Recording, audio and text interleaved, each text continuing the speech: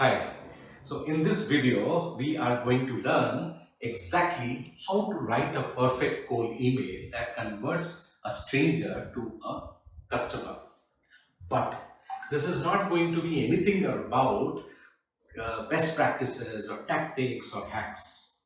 Instead, whatever that we are going to speak now will be validated cold marketing strategies. Let's face it, cold email marketing can be hard. But this gets harder when you read the same advice over and over again. The same advice is like, you should do customer research, there should be a good offering, which is commonly talked of. When you practice these, you will find that you are not getting massive flow of profitable leads. And you know why? Because everybody is reading the same advice to reach the same audience.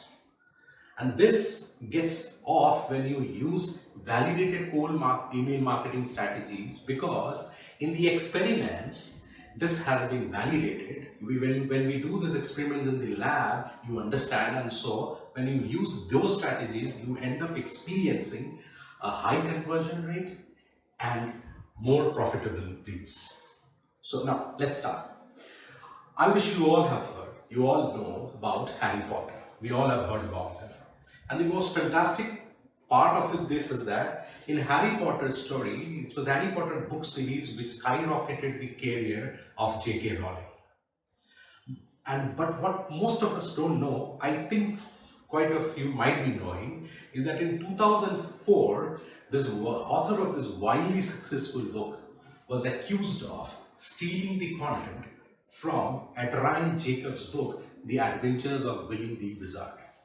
Of course, though in the legal cases and on, it was J.K. Rowling who won it. That's out of the context. But when you read both of the books, you find out there is a lot of similarity. So why I'm talking to you at this here? When J.K. Rowling bought an unoriginal idea and made multi-million dollars, whereas when the other author died penniless, and this pathetic guy is also not heard of. So what lesson this brings to the cold email marketers? What the difference that I think that J.K. Rowling brought is J.K. Rowling did a good story. She messaged it great, and that is what an cold email marketer should know. So today, I am going to share with you the storytelling framework that you can take from here back with you and construct messages that can provoke the decision-making mind of a buyer. So let's start. So you will find, I hope you can now see the framework number one. So in this, we are talking about how do we start, what's this framework? We present the assumption to the customer. We inform it's a cold outreach, we present a visionary insight and your call to action. The visionary insight is which turns a buyer from a stranger to a customer.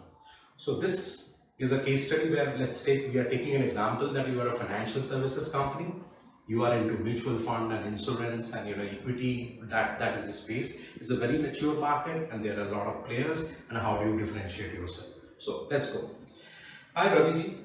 I'm writing to you with an assumption. The assumption that you aspire to compound your wealth with no risk though. You are already doing some activity in this space, and you are on the lookout of new strategies and ideas of wealth creation that are validated. Hi, Kiranji, I am Sudeep from XYG Private Limited. You don't know me and we have never met before. This is a cold outreach. Rather than reaching you over phone, I thought of writing to you sharing these three numbers, 99, 95, 4. So these are numbers that have to do with golf. So $900,000 was made by Tiger Woods in a year when same time another average golfer made $950,000 and 4%. The difference between them was just 4%. The same is in equity market. Just a slight advantage over competition can lead to enormous difference in overall results. I'm writing to see if you might be open to schedule a brief 15-minute conversation to see what difference that we bring in. I intend to find out if this makes sense and relevant to you.